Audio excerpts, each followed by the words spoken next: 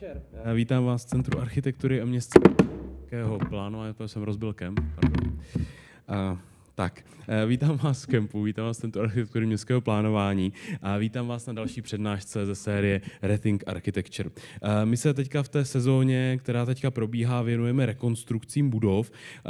Věnujeme se rekonstrukcím různých typů budov. Měli jsme minulé, tuším, administrativní budovy, kanceláře, kde zazněly názory a ukazovali jsme návrhy toho, jak se bude rekonstruovat ta budova, ve které teďka stojíme, Institut plánování a rozvoje, dříve Sdružení projektových ateliérů Karla Pragera. Taky jsme se bavili o bývalé budově elektrických podniků na Vltavské, která prošla krásnou rekonstrukcí. Měli jsme tady tak Architects a viděli jsme vlastně celý ten postup té rekonstrukce se všemi těmi pastmi, které tam na architekty čekaly, včetně toho, jak vlastně taková rekonstrukce může dlouho vydržet, o kolik prodlouží té dané budově život a o kolik je třeba potom ta budova úspornější a taky jakou roli ta úspornost potom vůbec hraje v případě, že se zvažuje rekonstrukce takhle nákladné budovy. Taky jsme se bavili o rekonstrukcích rezidenčních budov, bytů, domů a tak dále, což bylo taky velice zajímavé, protože samozřejmě v kontextu nějaké krize bydlení, kterou teďka máme nebo o které často mluvíme,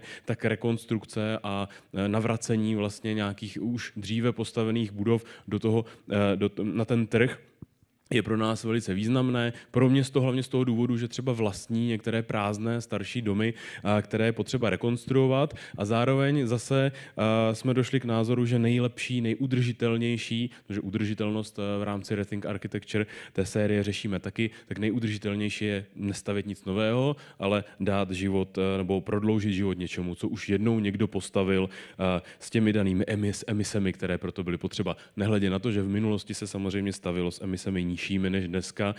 O tom jsme se bavili v Rethink Architecture už v těch minulých letech, kdy tato série probíhá. Že Rethink Architecture je asi nejdelší série kontinuální přednášek po Urban Talks, které tady v kempu máme.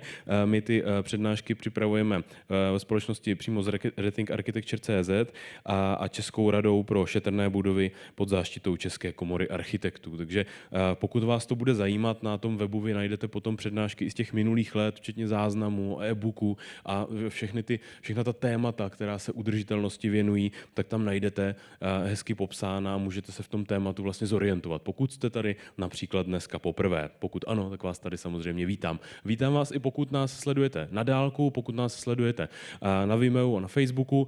Vy máte potom možnost, stejně tak jako diváci tady v sále, se zapojit do nějaké diskuze. Na slido.com pod hashtagem Rethink Architecture se můžete potom připojit přes mobil do chatovací místnosti a tady potom uvidím vaše dotazy a budu se ptát našich hostů.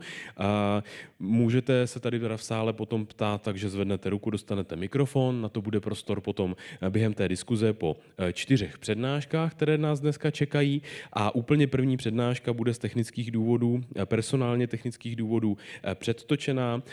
Bude mluvit Eliška Havla-Pomijová, urbanistka a budeme se bavit o veřejných budovách v rámci města, o jejich významu. Takže teď Eliška Havla. Dobrý den. Já jsem dneska dostala báječný úkol představit vám význam veřejných budov v souvislosti s městem. A je to úplně skvělá výzva, protože to zvládnout za 15 minut je fakt velký. A proto té přednášce říkám hop on, hop off. Společně se vydáme na rychlocestu po významu veřejných budov a já doufám, že si z toho něco vezmete a že vám to bude přínosný. Veřejná budova vznikla z potřeby setkávat se společně něco řešit, sdílet nebo tvořit. Když jsem se ptala Google, co podle něj je veřejná budova, tak mi nabídl tenhle seznam a shodou okolností na prvních místech vyskočila i tahleta fotka Quadria, což je skvělý, protože to krásně ilustruje, že jako veřejné budovy považujeme i něco, co je ve skutečnosti soukromí. Právě shopping moly bývají považovaný za veřejné prostranství, ale vlastně na rozdíl od těch veřejných budov mají úplně striktní seznam a provozní řád, co je potřeba dodržovat a ve chvíli, kdy tam jako návštěvník nedodržujete ten systém a pravidla, tak můžete být vyloučení z užívání té budovy. Proto třeba v obchodních domech nepotkáte tak často lidi bezdomovách, jako třeba na nádražích, které jsou doopravdy veřejnou stavbou. Abych vám představila během téhletý naší rychlo cesty hop on, hop off roli veřejné budovy, tak vás poprosím, abychom společně přistoupili na takovou velkou abstrakci a užili si tuhletu hru, kdy na základní geometrii řeknu, jaká je jejich role. Když si představíme, že město je nějaká plocha, tak potom ty veřejné budovy jsou důležitýma bodama v rámci té plochy, které vypadají jinak se chovají, přináší nám něco jiného. Můžou třeba sloužit jako orientační body. A abychom tyhle ty body dokázali dobře používat, tak mezi nima vznikají linie, cesty, komunikace, náměstí, parky, prostě cokoliv, co považujeme za veřejné prostranství. Tahle teorie nebo tahle základní geometrie potom v praxi vypadá následovně. Je to prostě řada různobarevných puntíků na jedné mapě. Čím víc těch veřejných budov v území je, tím se dá předpokládat, že to území je důležitější pro větší skupinu lidí. Praha 1 patří mezi nejvíc navštěvované místa v České republice, nejenom turistama, ale i Čechama, místňákama, protože je to důležité místo pro naši historii. Dostávám se tedy k otázce turismu a toho, jak veřejné budovy ovlivňují fungování lokálních obyvatel v rámci nějakého území. A když se bavíme o těchto dvou věcech, jako je veřejná budova a lokalita a turismus, pak je potřeba zastavit se i u termínu Bilbao efekt. Bilbao bylo ospalé městečko v severním Španělsku, který v 90. letech trochu skomíralo, protože bylo postavený na průmyslu a ten průmysl přestal fungovat, přestal vynášet tolik peněz. A potom tam vznikla tahle ta ikonická stavba. A je to Guggenheimovo muzeum, který navrhl Frank Gehry, a je to barák, za kterým se začalo jezdit z celého světa. Možná nejenom pro ten dům samotný, ale i pro to, co je v tom domě. Ze začátku to byla velká výhoda, protože místní průmyslové město se přeorientovalo na služby a díky tomu, že přicházelo víc turistů, víc návštěvníků, tak těch služeb mohlo být víc, vznikly nový pracovní místa, všechno to vypadalo jako neuvěřitelně růžově. Problém nastal ve chvíli, kdy těch turistů a jejich kupní síly začalo být příliš na kupní sílu místních a většina těch služeb se přeorientovala právě na ty turisty a pro místňáky tam začalo být hrozně málo prostoru, což je asi něco, co právě z centra Prahy může znít povědomě. Každopádně veřejná budova kulturní je často používaná jako důležitý iniciační bod nějaký proměny města. Známe to z různých míst, že v rámci různých transformací území, stavby nových čtvrtí vzniká nějaká významná kulturní stavba s velkým potenciálem. Tenhle velký potenciál má ale malý dopad pro naši každodenní fungování, pro náš každodenní život. A přestože jsou tohleto domy, o jejich navrhování sní většina architektů a architektek, tak já bych vás pozvala do té každodennosti a na další zastávku bych vás vzala do našich Kladrub, což je obec, který pocházím, že je tam na 1600 obyvatel. A můžete si všimnout, že i v takové obci je vlastně docela dost vybavenosti, která pomáhá tomu každodennímu fungování. A v Kladrubech máme většinu těch fialových puntíků pověšenou na tuhletu důležitou cestu. Kladruby totiž kdysi dávno bývaly významným tržním centrem. Tady máme Kladrubský klášter vpravo dole a pod ním vznikla tahle obec právě kvůli tomu, že všichni, kteří procházeli z Prahy na Norimberk, tak se tady museli zastavit a na tomhle obrovském náměstí býval trh, kde každý byl povinný nabídnout svoje zboží. Protože se časem našlo víc stříbra za kopcem, teď tam vzniklo město Stříbro, tak Kladruby mají teď obrovský náměstí, s kterým neví, co mají dělat. Každopádně to bude stačit jako ilustrace toho, jaký 3 instituce mají existovat na náměstí, respektive kolem kterých 3 institucí nebo veřejných budov může náměstí vzniknout. První z nich je radnice, jako symbol světské moci, systému a tak dále. Ty radnice můžou vypadat různě. Určitě je spojuje to, že jsou to často takový monumentální budovy, prostě úřady s hodinama nahoře a většinou se po nich jde z nějakého důvodu po schodech. Tohle je radnice na Praze 7, to je rekonstrukce budovy a protože vznikla tak, že městská část měla určitý počet volných domů a řešila, do kterého se vejde provoz té radnice, tak je to budova na normální ulici, není kolem ní žádný významnější veřejný prostor. Zároveň Holešovice jsou plný jiných veřejných budov a vybavenosti. Není potřeba, aby v tomhle domě byly obchody nebo jídelna. A všechno se to dá získat z toho okolí té stavby. Jiný příběh je potom radnice Prahy 12, což je betonová novostavba, která zase má velké hodiny a za těma autama jsou schované ty schody a celý to je zase impozantní a vzbuzuje to jako respekt. A tahle ta radnice je zajímavá tím, že v té zadní části je i vybavenost občanská, jako právě ty obchody a restaurace, protože tahle radnice se nachází na Sofijském náměstí, což je vlastně obrovská křižovatka a ten veřejný prostor a život je tam limitovaný tou dopravou a je otázkou, co tahle ta nová budova, která se nachází tady vlevo dole, dokáže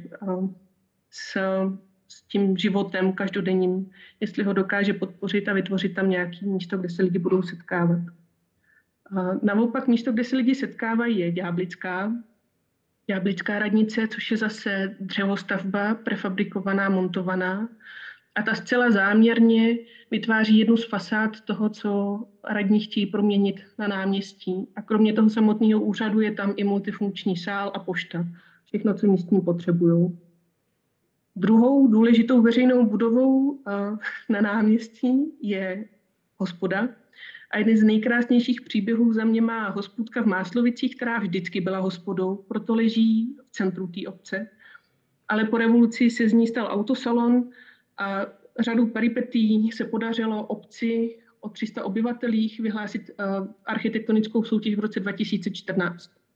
To vyhráli architekti a Vojtěch Sosna, což je jeden z autorů, říká, že Máslovice jsou úplně obyčejný barák a vůbec by se o něm nemělo takhle povídat. A ten příběh Máslovický hospody je skvělej a kromě toho je postavený, co se té architektury týká, na jednom malinkatým detailu a kouzlu, a to jsou tyhle ty dveře uprostřed. Oni totiž oddělují tu hospodu, která je za těma dveřma vlevo, od toho sálu, který je vpravo. Zároveň ale se dají velmi jednoduše otočit a vytvořit takový krček, který propojuje tu hospodu s tím sálem, takže když je jakýkoliv ples, tak je možný vytvořit prostor, který funguje dohromady. Takže ty dva prostory dokážou fungovat nezávisle na sobě, ale jedním otočením dveří se z nich stane jedna věc a umožňuje to variabilnější používání toho prostoru obcí. Třetí důležitý veřejný budova je kostel. Zde se zastavíme v protestantských zemích, podíváme se do Nizozemska, kde kostely používají i jiným způsobem než tím původním. A tohle je knihovna ve Votu. Na kraji města vidíte, že zase kolem jsou velkokapacitní silnice nebo i železnice. A v rámci tohohle prostoru, který je krásný, vznikla krásná knihovna, krásná funkce, která vlastně kultivuje celou naši společnost. Což je moc příjemný oslí můstek k tomu, abychom si řekli, že Česká republika má nejhustší síť knihoven v České republice a knihovny mají obrovský komunitní potenciál. Ono totiž už dávno neplatí, že do knihoven se chodí půjčovat si jenom knížky. Já jsem si jistá, že o tom dneska ještě uslyšíme. Každopádně to, jak knihovny hledají svoji novou funkci a roli v 21. století pro měnící se společnost, tak to vlastně ilustruje i to, jak se veřejné budovy můžou měnit pro tu měnící se společnost. A pokud neznáme odpověď na to, čím se máme stát pro dnešní dobu nebo pro budoucnost, která je nejistá, tak mně přijde skvělý to prostě zkoušet. Být odvážný a zkusit to. A já jsem měla velkou čest zkoušet s městskou knihovnou v Praze v ústřední knihovně, jestli je možné tam dělat právě ty komunitní akce. Ten dům je nádherný, ikonický, zase na důležitém náměstí společně s Národní knihovnou a magistrátem. a byl tam ten prostor, kterýmu se říkalo Záliv. Ústřední knihovna se architektonicky nezměnila od 90. let a tohle byl pozůstatek toho, čemu říkali studovna. Nesmělo se tam mluvit, dřív se tam studovalo, nikdo nesměl rušit. A městská knihovna tohle místo chtěla změnit, zároveň chtěla nabízet ty komunitní služby, ale nepanovala shoda nad tím, jaký služby to mají být, jak to má probíhat nebo kde se to má dít. A my jsme se domluvili na tom, že přemístíme tenhle regál, což se může zdát jako jednoduchá věc, ale vlastně to bylo hodně těžké domluvit, a vymístil se ten nábytek. A domluvili jsme se, že tam uděláme čistých 70 metrů čtverečních, které můžou fungovat k čemukoliv. Přes den jsou tam stolky, které se dají skládat dohromady, nebo taky ne. A ty stolky a židle se dají vymístit a je možné je přeměnit na cokoliv jiného. A protože knihovna nejčastěji potřebuje přesně tohleto rozestavění na besedy, tak tam je ta velká skříň vzadu, kam se vejde veškerý zázemí. A knihovníci a knihovnice už nemusí vozit přes celou knihovnu to vybavení. Může se to zdát jako hrozně malá věc, ale pro tu knihovnu je to obrovský krok, protože zkouší něco nového, s čím nemá zkušenost. A tohleto experimentování jí pomůže pro její rekonstrukci, aby zjistila, jak se může proměnit a co doopravdy chce dělat a o co stojí její uživatele. A protože ty uživatelé stojí úplně za vším, tak vám chci ještě představit knihovnu ve Statenicích, kterou na Archiwebu najdete takhle. Ve skutečnosti je ale plná života. A ten život tam přinesli knihovnice Bára a Zuzka, který si řekli, že tu knihovnu chtějí dělat jinak a že to dokážou. A obec Statenice jim dala tu důvěru.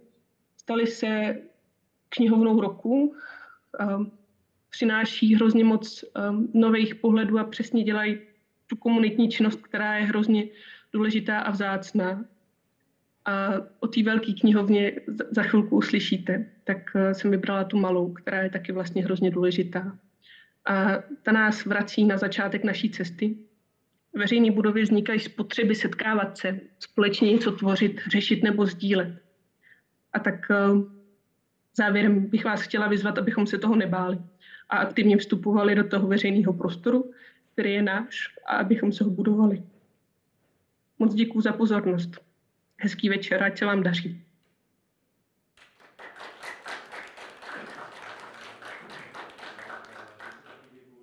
Ona se k nám potom připojí do diskuze, takže se na ní těšíme. Ta zmínka o knihovně na Mariánském náměstí je velmi důležitá, protože Mariánské náměstí prošlo jistou změnou. Tuším, že po roce 2019 jsme tam jako institut plánování měnili to, jak je to náměstí využívané, vraceli jsme na něj trošku tu lidskou funkci a odstranili z toho, vyparkovali auta. A právě díky knihovně tam vznikl ten prvek toho, že to náměstí má nějaký program, že se tam něco děje, protože ta knihovna skutečně je to, knihovna městská je většinou to nejnízkoprahovější místo vůbec, které můžete ve městě najít. Za pár korun se máte celý rok kam schovat, kam jít za kulturou, kde si číst, kde si dát třeba jenom vodu. Ale je to velmi důležité místo. Na Mariánském náměstí se to potvrdilo. Je to rozdíl oproti třeba Malostranskému náměstí, kde ten program chyběl. A ve spoustě malých městech ta knihovna plní tu funkci, kterou jsme tady zmínili. Povídám o tom z toho důvodu, že jednu městskou knihovnu tady teďka budeme mít. Přijde o ní mluvit Roman Dub, ředitel městské knihovny v Písku. Já ho tímto tady vítám a zvu ho k jeho prezentaci. Dobrý den, pane řediteli. Dobrý den všem. Jasně. Děkuju za pozvání. Já bych tady měl dneska představit projekt Městské knihovny Písku a Centra vzdělávání. To je projekt, který vznikal poměrně dlouhou dobu a jehož cílem bylo především to, abychom zrekonstruovali prostor bývalé základní školy Jana Amose Komenského, která leží v Písku, nebo se nachází v Písku na Alšově náměstí. Ale současně s tím tam přestěhovali tu naši starou knihovnu a to, co bylo vlastně i velkou výzvou a vlastně do jisté míry tady už zaznělo v tom předcházejícím příspěvku, tak byla i jistá transformace provozu knihovny a programu knihovny v těch nových podmínkách.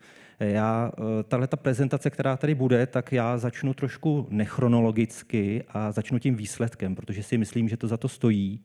Proto bych požádal kolegy techniky, aby spustili video. To video, které teď za chvíličku uvidíte, tak je video, které vzniklo při příležitosti 180 let výročí založení Městské knihovny Písek. Jenom mimochodem, Městská knihovna Písek je asi jedna z nejstarších veřejných knihoven v České republice. A tady uvidíte, jak se nám to podařilo a zároveň také i uvidíte, co vlastně ta knihovna dneska může dělat a dělá. Prosím o video. Nyní se nacházíme v hale služeb u centrálního pultu, kde se můžete stát naším registrovaným čtenářem, půjčovat si nebo vracet knihy, nebo využít veřejný internet v naší čítárně.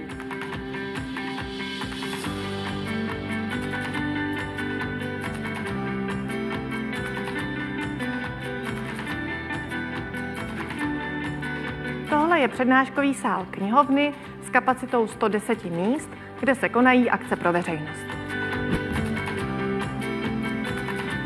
Přednášky, besedy, autorská čtení, koncerty, promítání a divadelní představení.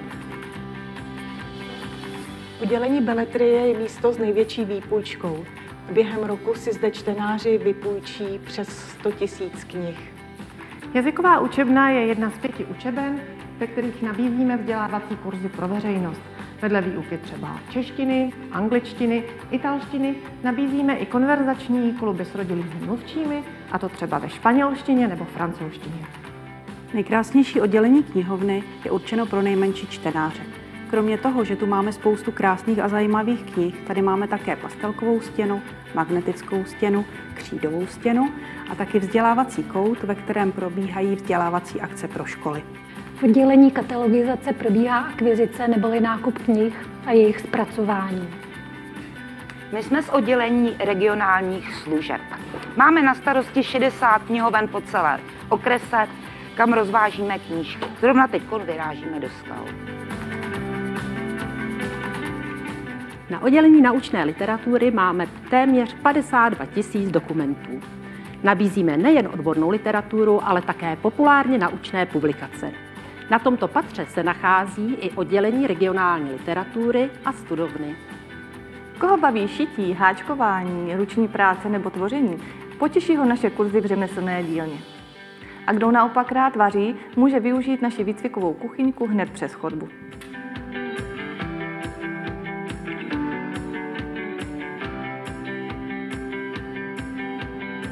V digitální učebně probíhají kurzy zaměřené na rozvoj počítačové gramotnosti a současně i tady probíhají lekce pro školy. V polytechnické učebně se věnujeme přírodním vědám, biologii, matematice, fyzice a chemii. A přímo nad námi se nachází astronomická pozorovatelna, odkud pozorujeme noční oblohu.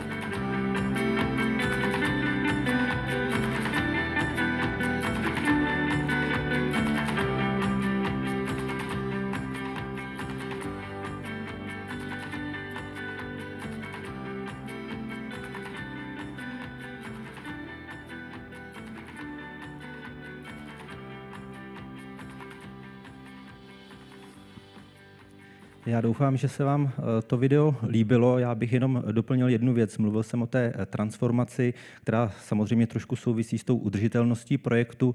Já bych to jenom rád podpořil jedním číslem z roku 2022. My máme v knihovně RFID brány a máme tam také počítal do těch vstupů. Tak jenom pro informaci, těch vstupů za rok 2022 bylo něco málo více než 200 000. Když si vezmete, že Písek má 28 000 a něco málo k tomu obyvatel, tak si myslím, že to je vynikající výsledek.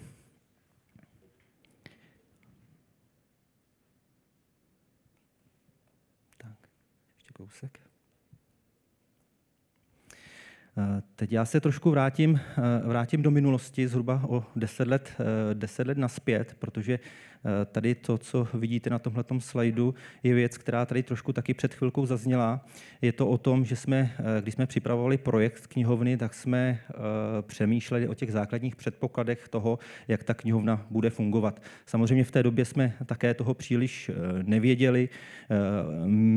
Na druhou stranu prostě už jsme měli trošku cíl. Ty cíle, které tady vlastně vidíte, tak já bych se k ním trošku věnoval bych se jim trochu. Ta první věc, která tady je bezbariérovost. Samozřejmě bezbariérová knihovna je pro nás velmi důležitá, protože nám umožňuje zasáhnout i ty cílové skupiny, které třeba v té staré knihovně jsme zasáhnout neměli. Jenom pro zajímavost třeba půjčování knih probíhalo skrze okýnko na náměstí, takže to byl pro nás jedna velká výzva. Tu návaznost jsme začali vlastně řešit v době, kdy jsme zjistili, že se budeme stěhovat do bývalé školy Jana Amose Komenského. Samozřejmě jsme si byli vědomi toho, že bude důležitý využít i ten původní účel, to znamená ten vzdělávací účel budovy. To, co pro nás bylo také velmi důležité, byla multifunkčnost a flexibilita prostor. Nejednalo se jenom pouze o to prostorovou multifunkčnost, ale jednalo se nám také o program. Jak jsem říkal, moc jsme příliš nevěděli. Snažili jsme se proto, aby jsme v rámci té multifunkčnosti a flexibility taky nám byla umožněna variabilita programu, a to jak teda v oblasti témat, tak i formy. A to, co pro nás bylo velmi důležité, také využít tu knihovnu z hlediska vlastně těch velkých prostor, protože jenom ty vnitřní prostory mají zhruba 3,5 tisíce metrů čtverečních. Z hlediska obsahu jsme se snažili orientovat na potřeby komunity. Víceméně jsme si stanovali 3 základní oblasti, a to vzdělávání, komunitu, kulturu, a s tím, že jsme tyhle oblasti i doteďka se snažíme vzájemně provazovat a navazovat, a současně jsme to všechno propojili i s určitým regionálním kontextem. To, co je pro nás velmi důležité a bez čeho by vlastně knihovna nemohla existovat, a je to i takový ten princip, který tady taky před chviličkou zazněl, princip toho sdílení, princip té vzájemnosti, tak je vzájemná spolupráce, protože Městská knihovna Písek v tomhle ohledu spolupracuje s celou řadou organizací, ať už jsou to základní školy, ať už jsou to neziskové organizace, anebo například soukromý sektor. A ten poslední slide, poslední bod, který tady vidíte, tak ten se týká věci, kterou jsem tam dodal navíc, protože v té době jsme ještě nevěděli, ale po těch zkušenostech jsme si velmi, velmi uvědomili to, jak důležitá je spolupráce zadavatele, architekta a knihovny. Co se týče zadavatele města Písek, musím tady, a říkám to hodně často, městu Písek poděkovat, protože město Písek nám dala důvěru jak teda knihovně, tak panu architektovi, a víceméně velkoryse po několik volebních období právě ten projekt nové městské knihovny podporovalo. Pana architekta tady máme, takže já bych chtěl ještě představit v rámci té prezentace pana inženýra Jana Svobodu, který se vlastně o tu budovu také vysoce teda velmi zasloužil, který je autorem vlastně toho architektonického návrhu. Tak. Teď jenom trošku zdokumentuju to, co jsem říkal před chvilkou. Tohle je obrázek přízemí budovy. Ono to z téhle strany úplně dobře není vidět, ale víceméně jde o to, že tahleta část vlastně, nebo při tom vstupu do té budovy byly 2 nebo 3 schody, a proto bylo nutné, abychom vlastně zajistili celkovou bezbariérovost té knihovny, odbagrovat, odebrat 30 cm těch podlahových ploch, což se vlastně podařilo, a víceméně ta knihovna dneska je úplně plně bezbariérová. Tak tady trošičku historický exkurs. Tohle je obrázek knihovny z roku 1899. Tady vidíte knihovnu z roku 2014, to znamená několik málo let před rekonstrukcí. Tak a tady vidíte ten výsledek. Proč tyhle 3 obrázky tady? Mluvili jsme o návaznosti na ten původní vzdělávací účel. Co se týče tady tohle obrázku, prosím, podívejte se na ten štít nahoru. Tam nahoře je socha Ježíše Krista a po obou stranách má atributy vědění. Aniž by to byl, musím se přiznat, nějaký konkrétní cíl nebo záměr, tak v současné době knihovna z hlediska oblastí těch atributů, které tam jsou, vlastně poskytuje, řekněme, vzdělávací aktivity a jiné aktivity v těch oblastech, které jsou nahoře uvedeny. Tak tady jenom doklad, jak funguje současná knihovna, podpora polytechnického vzdělávání, v tomto případě fyzikální klub pro zvlášť nadané děti. Mluvili jsme také o tom využití, o tom komplexním využití prostor. V tomto případě se jedná o využití architektonických prvků, konkrétně o fontánu, kdy jsou využívány tenhle část pro aktivitu pasování prvňáčků. Takže prvňáčci tam čtou a stávají se čtenáři. Že ta variabilita těch prostor může být opravdu obrovská, tak vidíte na tomhletom dvouobrázku. Nahoře je to ten náš multifunkční sál, který jste viděli v prezentaci. Dole vnitřní pobytový dvůr. Je to aktivita, která, musím říct, jak se knihovně dala i poměrně vysokou popularitu i v komerčním sektoru, takže je to svatba, která se v knihovně odehrávala. Je to trošku netradiční aktivita, ale přesto si myslím, že i svatba do knihovny může patřit. Tak, mluvil jsem o orientaci na komunitu. V tomto případě jedna akce zaměřená na komunitu, na spolupráci mezi Městskou knihovnou a organizační složkou města Smart City. Je to podpora, v tomto případě je to projekt Podniknito, který podporuje právě podnikání ve městě.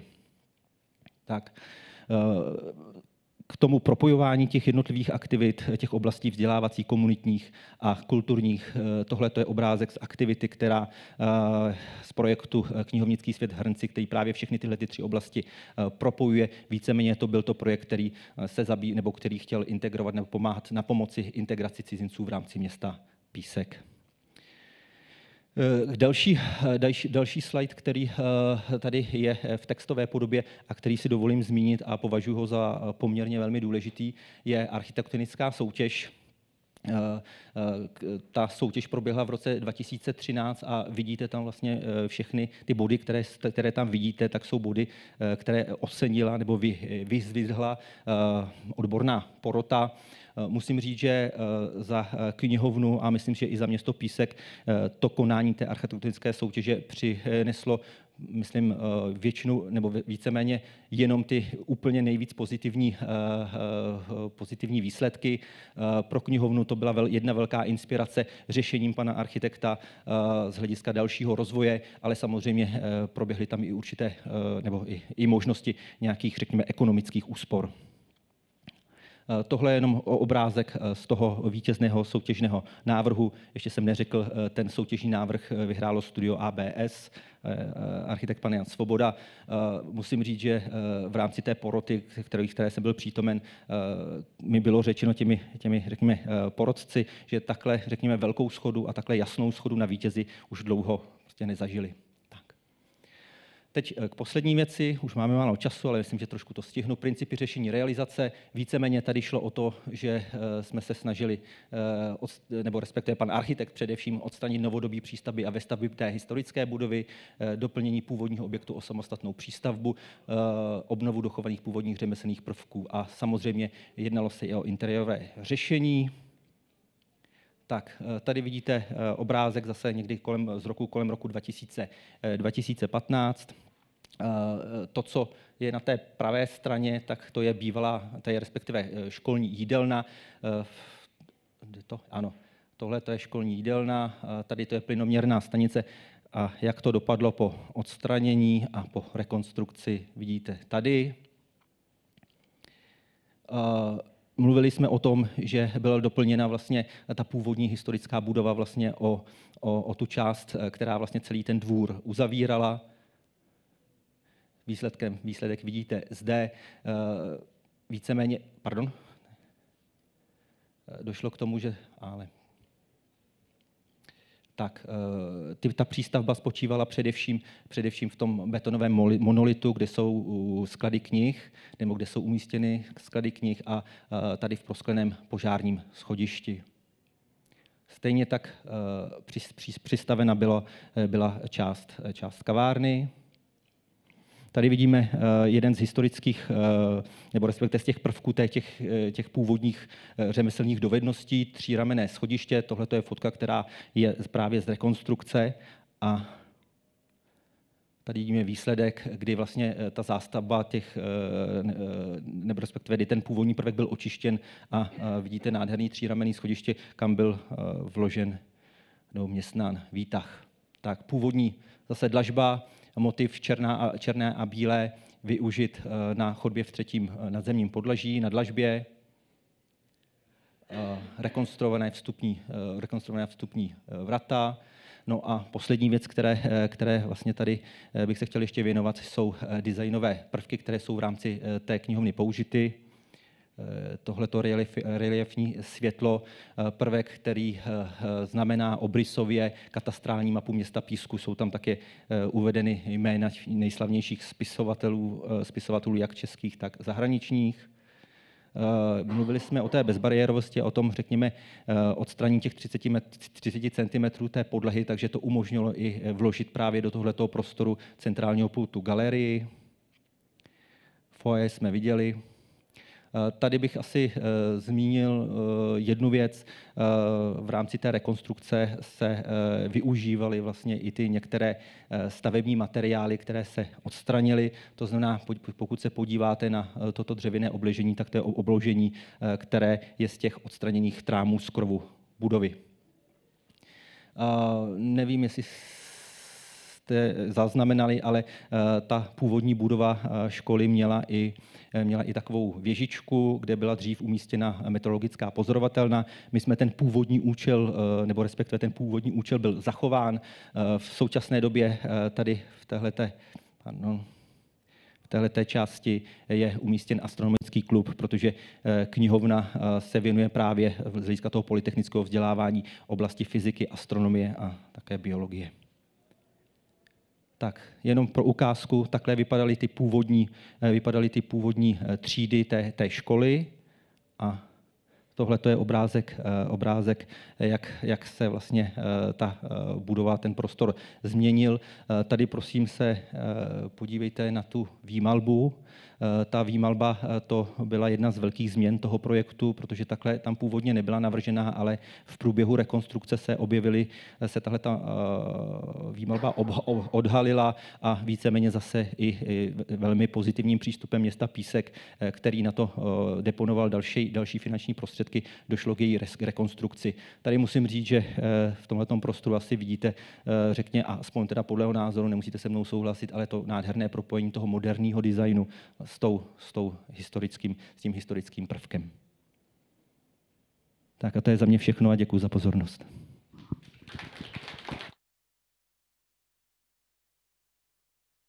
Tak já moc krát děkuju. Mikrofon můžete tady nechat na stolečku. Děkuju, já vám ho pak připravím. Tak, děkuji teda mnohokrát za přednášku. A teď budeme mít další přednášku, tak sporadicky digitální. Přidá se k nám Elena Schutz a bude mluvit o ICC v Berlíně, Internationales Kongresscentrum Berlin. Elena, welcome to Center for Architecture and Metropolitan Planning. I will ask you if you hear us well.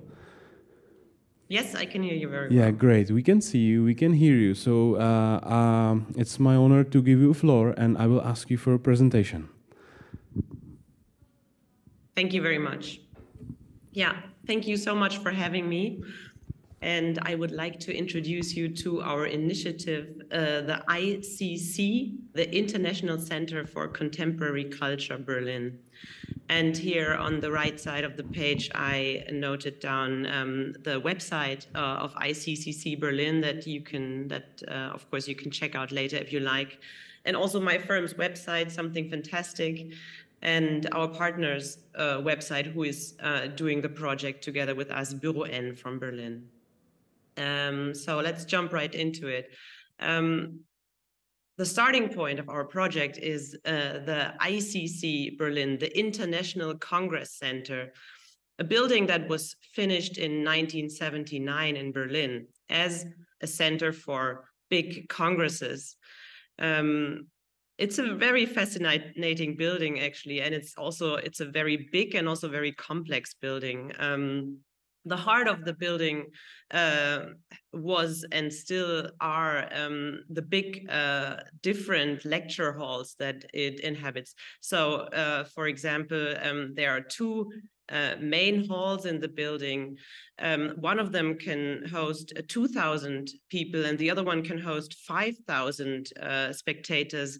And interestingly, you can have two different events in those two halls at the same time because they were separated by very sound insulating walls. But of course, you could also merge the two halls together and have events with 7,000 people present in those two rooms. And also the building was also insulated sound-wise from its surrounding because it was situated in the western center of Berlin and also surrounded by highways. The whole mobile infrastructure was very important, very, let's say, a car-centered infrastructure, but it was also connected directly to the metro. These are pictures from a publication from 1978, shortly before it was opened.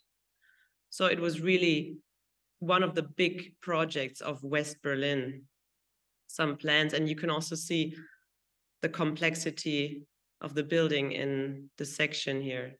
So you have the lecture halls and the different accesses and also the underground connection and the connection to if you would arrive with a cab or with a car. So the building was opened in 1979, and then it was used for just a good 30 years until 2013, when it, for the last time, closed its doors.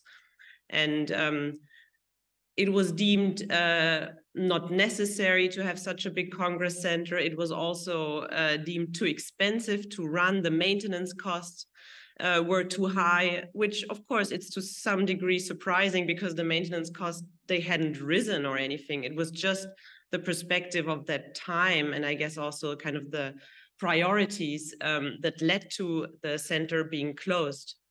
And it was right then, just like half a year after it was closed down, that we joined an initiative to turn this building that was still in a perfect state and now kind of out of service and out of function, to turn it into a cultural center.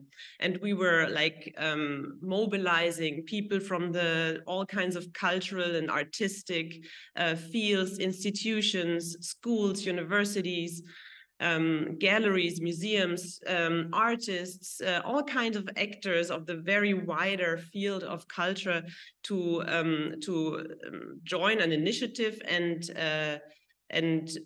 work towards turning the center, the ICC, the Congress Center, into a cultural center. Back then, there were also other groups attempting to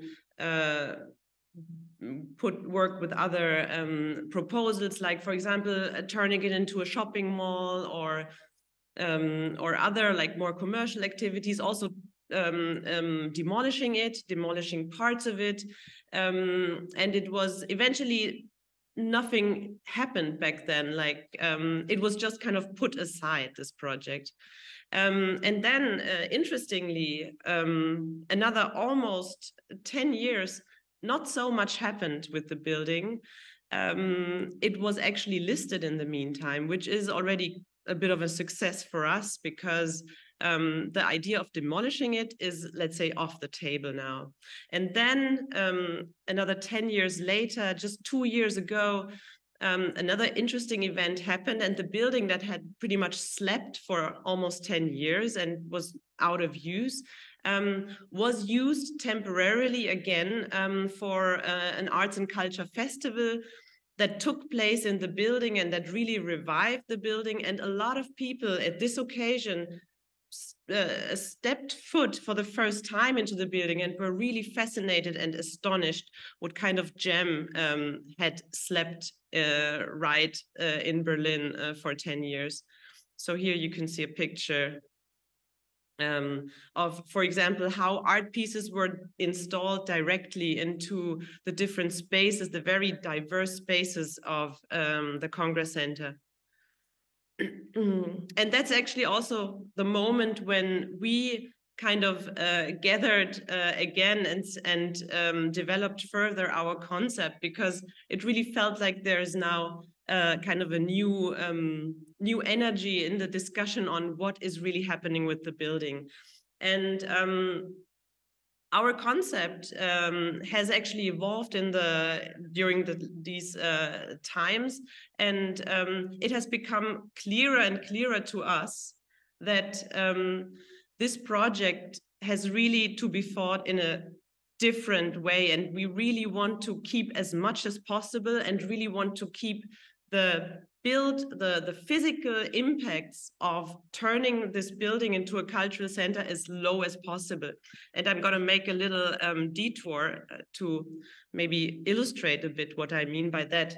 So there are two reasons why we think that this project should be, as we call it, a non-building project. On the one hand, I think we're all aware that us architects, or let's say the architects of our generation, we're all aware that we really have to stop using too many resources. We really have to work what we have, and we understand it as our task these days. Instead of building new buildings, we understand it as our task to work with the existing, to work what we have. And also keep the physical changes in working with existing buildings as low as possible. And in a second step, also be aware of what we are leaving to the next generation that is then also, again, supposed to work with what we are leaving to them. So we really want to keep that in mind also with the alterations that we're doing to the building now. And when you are thinking in this realm of working with the existing and not building something new, for us, a very important feature and an important point is the power of usage and what we can achieve by designing and defining how we use things. I'm going to make a little example. Imagine you're driving a car and you have to go to a place 100 kilometers away from where you are. It's really the efficiency or the amount of fuel that the car is consuming on this specific ride depends only to some degree on what kind of car you're driving, but it really depends to a large degree on how you're driving it, how you're using the car. It depends on how fast you're going. If you're going 100 kilometers per hour, you're using significantly less fuel than if you're going 160 kilometers per hour with the exact same car. And this change, like basically the way that you're using the car has a much bigger impact on your fuel consumption than what, let's say, technical car engineering of decades has managed to achieve. And interestingly, this not only refers to a car or things like that, but also to buildings. So another example, imagine the energy consumption of an inhabited area, of a city, of a private household. It varies during the day. And interestingly, often, people are doing the same things at the same time. So this diagram shows the energy consumption of a residential area during the day. And during the night, there's not such a high consumption. Then it peaks 3 times a day, once in the morning, then a little bit lower during noon at lunchtime. And then there's a big peak in the afternoon, obviously, because everybody's at home, everybody's cooking, everybody's using the TV or whatever. So And this, of course, all our amenities, all our technical equipments, all power plants, everything that is, all this infrastructure connected to this is, of course, not sized to how much is used most of the time, which would be the blue area, but of course it is sized according to the very peaks, the top peak of the orange. And here you can see, of course, if you were able to design the way that people are using things, you could also define the physical equipments in a different way, more efficient. And now to go to this actual building that we're talking about. So roughly this Congress Center also had very big peaks because it had, let's say, maybe for a week, not so much visitors or almost no visitors. And then for 2 or 3 days during a Congress, it had like the maximum amount of people, like 10,000 people in the building. And then again, pretty much nobody the next day. So this is part of the reason why this building was very hard to use and maintain and keep up in an efficient, cost-effective and energy-effective way. So imagine it could be, it would help a lot if one could design the way that people are using this building and have like a more, or could define it more precisely. So the lower diagram is supposed to show a diverse group of users that are all sharing the building and sharing the spaces in the building and kind of fit together and kind of take turns using it, which would in the end lead to a general, like a lower load, but a more even load. So it would also be intensive in a way, but different. And of course, this would also lead to not needing as big and as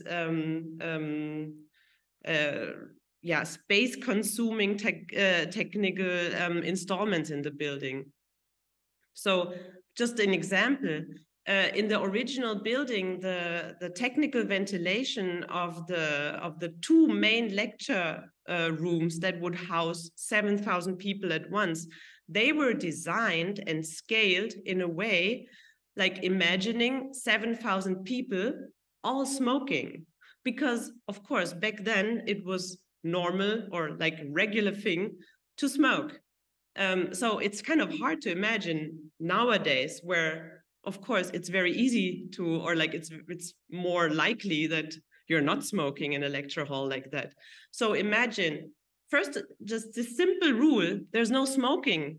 And then maybe taking down the maximum amount of people from 7,000 to just half would not only halve the sizes of the amenities, but actually it would just come down to a quarter of it, just by this very small change. An example from the architecture field, just to make it maybe a bit more tangible. There's a lecture, like the architecture school, the art school in Nantes by Lacatron-Vassal. They have a lecture hall where there's a certain amount of people allowed in the lecture hall. And this lecture hall goes completely without technical ventilation. And the trick is that it's just scaled a little bit bigger than necessary. So there's a bigger air volume in this room, and that allows that it's not necessary to have a technical ventilation. So something along these lines. Of course, when you are like working on a project and it's really about having a close look and really understanding the existing building well, it's important to take to really make a detailed analysis. And we've done that, and I would like to give you just a little excerpt of these to also like help you understand the building a little bit better. So, for example, we're looking at another point that was also seen critically when the building was closed down. So on the left, you see all the rooms where you can actually close a door behind you. So those rooms that you would conservatively see as like rentable space. While on the right, you can see hallways and all kinds of circulation spaces that were indeed very generally sized in this building. And like I said, this was seen as something critical or problematic, but of course, it's also the wealth of the building. And I think it's really important to understand that, yes, you can definitely rent out the spaces on the left quite easily, but of course, you can also use and you can also rent out the spaces on the right, because there are certain uses that work well in a closed room, and there's other uses that work better in an open room. Like think of the much used term lately, the public indoor space. There's a large variety of things that can happen there. And for a cultural center, it's actually very crucial that a large variety of things are happening there. Like, and if you think you can, like, it's not, there are no limits to what you can do in this open spaces, because you also have the possibility to set certain rules. Imagine, like in a library, like hundreds of people are working in the same space concentratedly. And what makes this possible? It's the rule that you should be quiet in a library. So you can set, for example, a rule like that, and then use part of this as actual working spaces. But of course, you can also make a more flexible rule and say, okay, there are certain times during the day when this is a quiet working zone, or it could be a quiet working zone during the week, and it could be like a crazy, lively and vivid place in the weekends. To illustrate how creative we can be with the rules that we're giving the use, we coined this sentence, you can do whatever you want, but please take off your shoes. And of course, this is not exactly like, we're not saying you necessarily have to take off your shoes when you're using the building, but I think it illustrates that you can also set, let's say, uncommon rules, and maybe rules that are common in a certain context can lead to something very different in another context. And definitely they contribute to a variety of impressions and experiences that you can have in a building. But of course, they also work on a very simple level on efficiency and economicness. So, for example, this idea of taking off your shoes, a lot of people are using it in their homes. It's quite normal that in some households, you are asked to take off your shoes just for the simple reason that the hosts they prefer to spend less time on cleaning and more time on something else. But you could, of course, also use something like that to take down the cost of the maintenance and the upkeeping of a building. And another one of these is, you have a large variety of sizes. These are now only the rooms that where you can close a door behind you, the rooms that we would consider the typically rentable spaces. They have very different sizes, so they allow, and also very different configurations. Some have like seating, some are completely like a white canvas. And I think this is the wealth of the building that allows to have a large variety of uses within the building.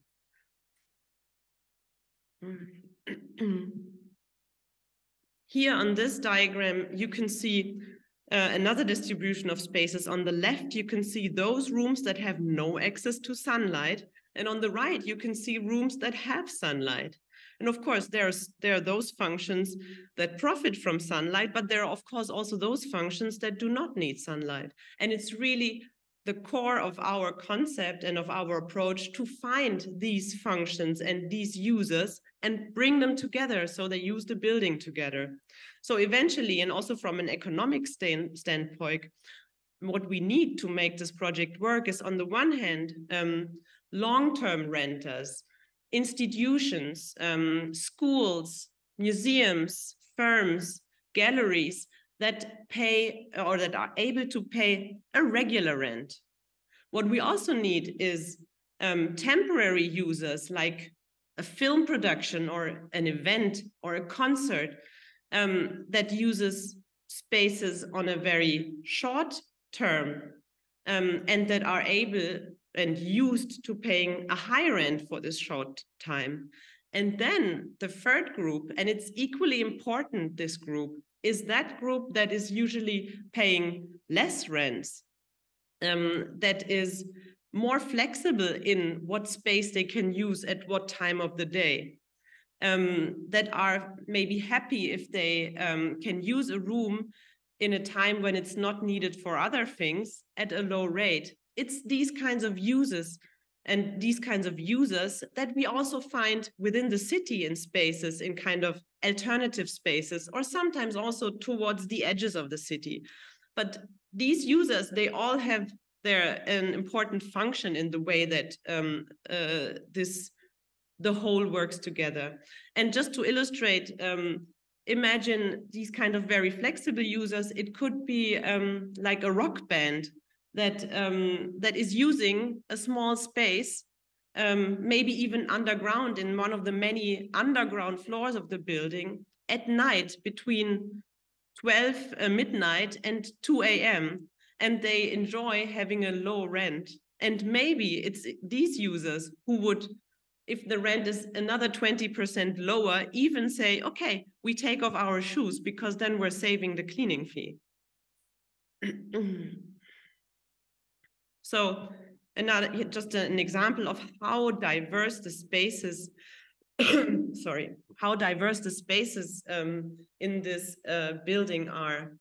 So, for example, there is a space that is a restaurant, and it has always been a restaurant, that you could move in basically next week. It's ready to move in with a regular restaurant setup. And there's other spaces where you have to be a bit more creative, where if it's in the field of gastronomy, where it would have to be like a food truck or some kinds of like other approaches how to use a space. But the variety is definitely there and is ready to use. In a way, we also imagine the way that we find the right users for the right spaces, little bit like squatting a building. When you're squatting a building, I mean, illegally or informally, you're not asking for certain specificities about the building that would fit your needs, but you would look at the building or whatever space is offered to you and then find out what you can do with it. So it's a bit about like not asking what the building can do for you, but much more what can you do in the building. So I'm going to show you the plans that we drew and the kind of proposals that we did for who is using which space. But actually, they are not, I have to say, they're not so interesting because first of all, we don't know if that's exactly the users that will find then these exact spaces. And also we imagine the way that the spaces are being used as an ever-changing thing. And it will be like this in the one moment and it will be completely different in another moment. And now I'm coming to a last point. I would like to show you some visualizations that we did. And maybe this is also a moment where I can address a problem that we're facing right now, or I think that the whole idea of architecture without building and working with the existing is facing. And I think that is expectations. So on this picture, this is one of our visualizations. And I imagine that most of you do not see on first sight what exactly is different, because this picture looks like it's the original building without any changes. So you have to take a close look. And then you see that behind the windows, you can see little server lamps blinking because the installation of a public server farm is also part of our concept. And it's actually like that with most of the pictures that we're producing for the project. So here you can see an indoor space. It's one of these infrastructural spaces, these hallways and access spaces. But of course, it could be used for an exhibition. Or here's another picture that is kind of pointing at the idea of taking off your shoes. Or in this picture, we're making a hint towards the fact that you can book rooms and there's going to be a digital system that is distributing rooms in real time at different prices, pretty much like when you're buying a plane ticket and everybody who's booking the same flight actually bought their ticket at a different price due to an algorithm. And this is how the room distribution would work. So you would have these signs and then you would use your phone to book a room and find out the availability of rooms. Or this picture that is actually showing an additional air duct. And this is pointing at the idea that we really want to add things and technical installations very carefully, and also like having a very precise look at what is needed. So on the one hand, we do believe that we generally need less technical equipment because we will have less people in the building. But also we imagine that if there's a certain space that works fine without any additional equipment for 10 months during the year, but there's 2 months in the year where it is too hot or too cold, we could imagine, or like we are at least like looking very closely, well, does it then make sense to install something, or would you just accept that you are not using the space in this certain time?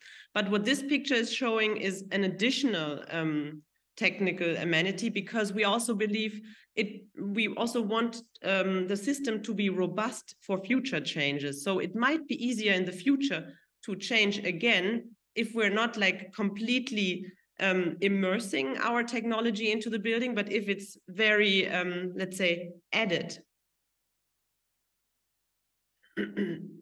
This picture is like referring to the fact that we do not want to change anything about the facade. It's really about keeping it up and cleaning it and taking care of the existing.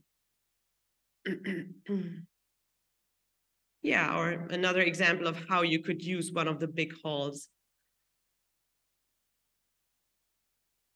And here's a picture that illustrates the idea that you could maybe have a pool on the rooftop that is actually the water for the sprinkler system of the building, and that could be heated by the heat of the servers.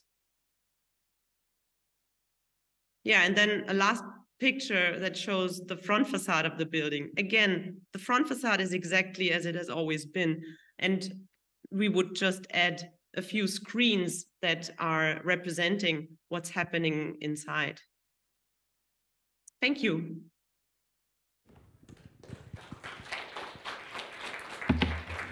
Thank you very much, Elena. I have a question about the surroundings of the building. We have mentioned that some of these buildings, public buildings, has a potential to activate the location when they are placed to. And we knew that this building was closed for 10 years. So does it change the surroundings of the buildings, that the fact that this building was closed? And is there a potential to activate it again? Is it necessary in this location? Because we don't know how it looks around, or me personally. Yeah, yes, of course. I mean, I'm sure that the fact that this building has been closed for the last 10 years has had an impact on the surrounding, for sure. And yeah, I also believe that it would completely change our perception of this part of the city. Yeah, there's no doubt about it. Definitely. I mean, if you think of the cultural scene, that is always the first to enter a new area, that is going somewhere, and then everybody else is following. Like, it could be exactly that. Yeah, I found out that people call this building Aluminum Monster. Is that true? What do people think about this building? Is it too much even for Berlin?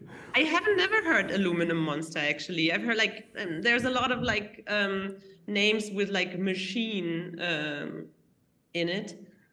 Yeah, well, I personally see the building more as a system of organs. And I think it doesn't have anything monstrous about it. Given the fact that it's so big, it's actually quite little monstery. And one question, how it's connected with the city center? I mean, in meaning of transportation. Actually, so it's right at the circular line of the S-Bahn of Berlin. That's a good precondition. And right now, it is actually not directly connected with the metro, but it was planned to be, and it's also, there's also a not yet functioning metro station right under the building. So long story short, right now it's not perfectly connected, but it could, with very simple moves, be very well connected. Okay, thank you, because we are going to talk about the Prague Congress Center, which is sitting actually in front of the metro station, so this is a very useful comparison for us. Thank you for your presentation, thank you for being in camp. Thank you so much for having me. So, there's applause for you. Thank you again. Tak to byla Elena Schutz. A teď slíbená přednáška, která se bude věnovat Kongresovému centru Praha, které určitě dobře znáte, a bude o něm mluvit Lenka Žlepková. Tak, já vás sem zvu, Lenko. Dobrý den, vítám vás v kempu. Tak dobrý večer, děkuji za pozvání.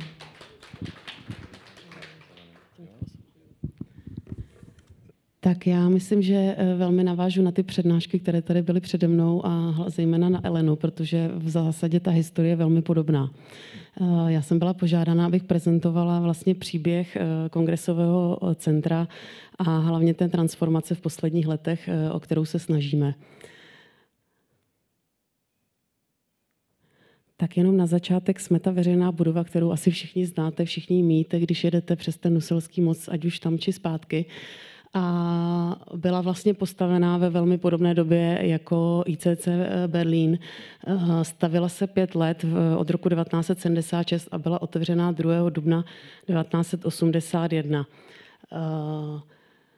Byla postavena jako neofunkcionalistická budova tehdy pro sjezdy komunistické strany, nicméně ty sjezdy se tam konaly jenom 2. A hned poté už to byl Palác kultury, pod kterým to většina z vás může znát, až do roku 1995, kdy se to přejmenovalo na Kongresové centrum Praha a tak se jmenuje dodnes. Je zajímavé, když jsme tady byli u těch názvů, že vlastně Kongresové centrum Praha se to jmenuje déle už vlastně v rámci té 42leté historie nejdelší čas a přesto všichni referují k této budově právě jako k Pakulu, Paláci kultury, k Moby Dicku a jiné přezdívky, které máme. Bylo tady zmíněno ta multifunkce. Co bych tady chtěla zdůraznit, že od začátku, co ta budova byla postavená, tak byla vlastně velmi dobře postavená. Byla neskutečně, i do dneška vlastně je funkční. Je rozdělená na 3 základní části, které do dneška využíváme, což je tady směrem k nám právě, jak vidíte tu fasádu, to je severní a tu rozdělujeme napravo a nalevo. Nalevo je, když se podíváte, tak je kongresová část, kde je náš největší kongresový sál, o tom ještě budu mluvit. Pak společenský je druhý největší, to je ta pravá část. A v zadní část je jižní, ta reprezentativní, kam se dostanete i tím autem a byla právě reprezentativní z tohohle pohledu, byla pro ty VIP, pro ty komunisty, pro ty pohlaváře a jsou v té části vlastně umístěny největší skvosty té budovy, umělecká díla, kterých je v té budově teda přes 200 a které se snažíme zachovat a snažíme se jim vrátit nového ducha a vlastně vytvořit i v Kongresovém centru teďka nějaké muzeum, živé muzeum.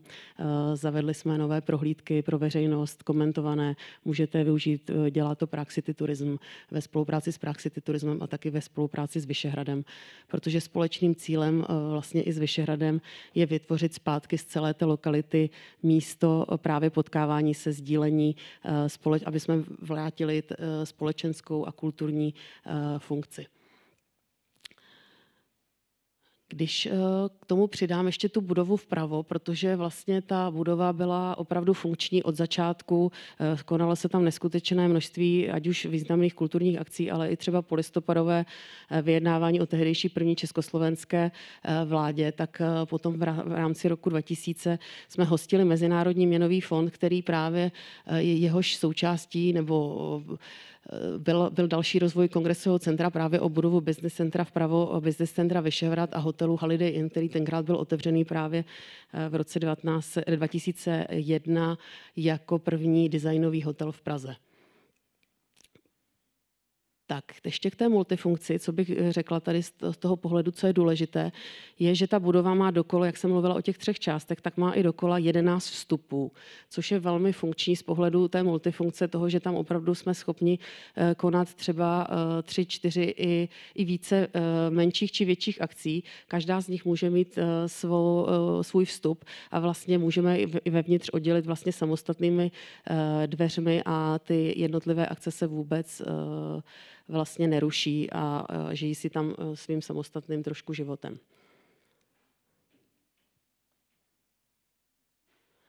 Tak ta transformace vlastně započala někdy před 6 lety, teď to běží už jako 7. rokem, kdy vlastně od toho Mezinárodního měnového fondu ta budova hodně zastarávala.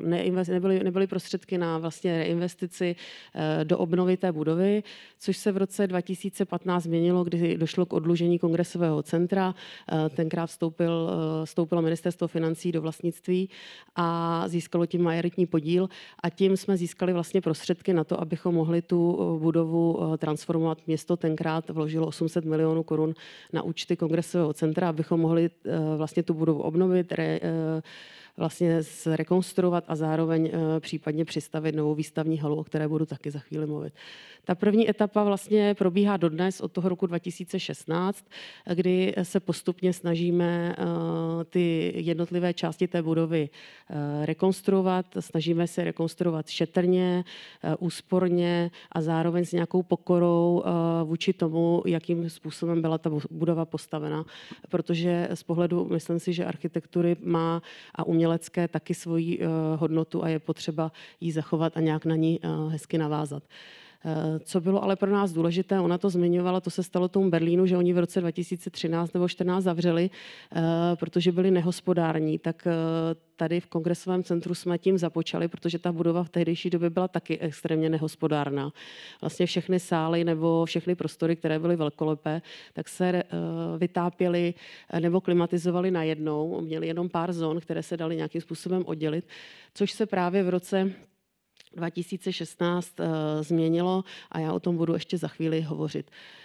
A druhá fáze, ta rekonstrukce probíhá vlastně až do dneška postupně.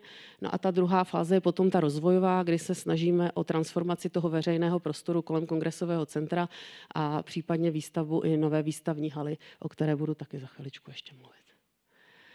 Jenom tady ukázka v podstatě těch historických prostor, těch uměleckých děl, součástí nějaké toho přístupu v podstatě k uchování uměleckých děl, zpřístupnění veřejnosti a jako vrácení se k nějakému odkazu té doby, tak dneska máme třeba všechny ty umělecké díla, mají jako v muzeu prostě svoji cedulku o svých autorech, aby všichni návštěvníci kongresového centra věděli prostě, kdo je autorem, odkud to dílo pochází. Nejsou tam jenom takovéhle dřevěné plastiky, ale jsou tam samozřejmě i další díla, které budu za chvíli ukazovat, nádherné lustry České sklářské školy nebo plastika, nejdražší a nejznámější dílo od Libenského a Brichtové. Takže na to v podstatě navazujeme. Tady vidíte jeden z těch historických salonků. Je to jižní salonek, jižní boardroom 1 v prvním patře, kdy my tomu říkáme Schwarzenegger Room, protože Arnold Schwarzenegger tam natáčel reklamu na Mobile Strike, na vlastně mobilní telefon, ale co to není podstatné. Podstatné je to, že opravdu s pokorou v tuhle chvíli jednáme, ty křesla už byly teda zrekonstruované nebo repasované. Nahoře vidíte ty krásné lustry České sklářské školy, tak ty všechny se samozřejmě tyhle historické salonky snažíme zachovat a jenom je nějakým způsobem šetrně obnovit. Takže nahoře byly vyměněné ledkové světla, to je v rámci těch úspor, o tom ještě za chvilku taky budu mluvit. A v tuhletu chvíli jednáme s umělci, jakým způsobem vlastně repasovat nebo zrestaurovat ty textilie, protože to jsou všechno chráněné umělecké díla, ať už koberce, tak ty nástěnné umělecké stěny. Tak tady náš největší sál, kongresový sál, tady vidíte tu změnu před a po.